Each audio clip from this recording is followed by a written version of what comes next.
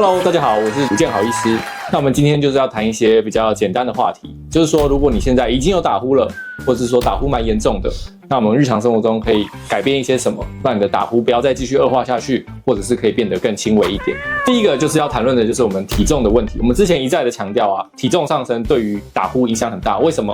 因为我们口咽部非常容易堆积脂肪，体重只要一上升，我们在舌头的底部、根部，或者是喉咙的侧壁、悬雍垂、软腭这些地方都非常容易堆积脂肪，组织一堆积，那我们空间就会变得很狭窄，那打呼就会很显著的上升。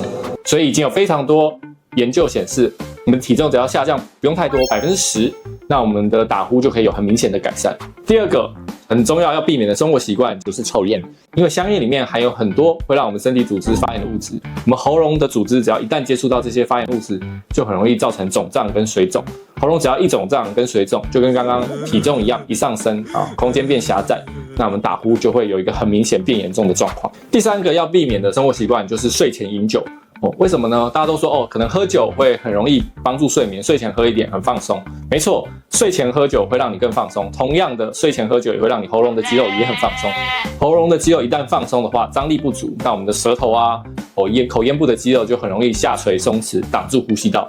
所以只要有睡前饮酒的习惯都会比没有喝酒的时候打呼会更大声。所以我们要戒掉的习惯就是睡前要尽量避免饮酒，导致我们喉咙肌肉在睡觉的时候过度放松。那第四个要改变的生活习惯就是尽量避免仰睡。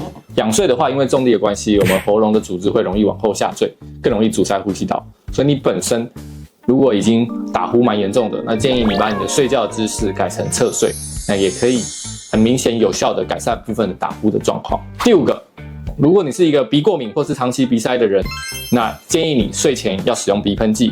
为什么？鼻塞虽然不会造成打呼，但是已经有很多研究证实了，鼻塞会让你打呼的状况变严重哦。所以如果你是一个长期鼻塞的人睡前建议你使用一些鼻喷剂，让你的呼吸道稍微畅通一点，也可以有效的让你的打呼声小一点。如果你有打呼相关的问题呢，可以来找我。别忘了要记得帮我按赞、订阅、分享、开启小铃铛，谢谢大家。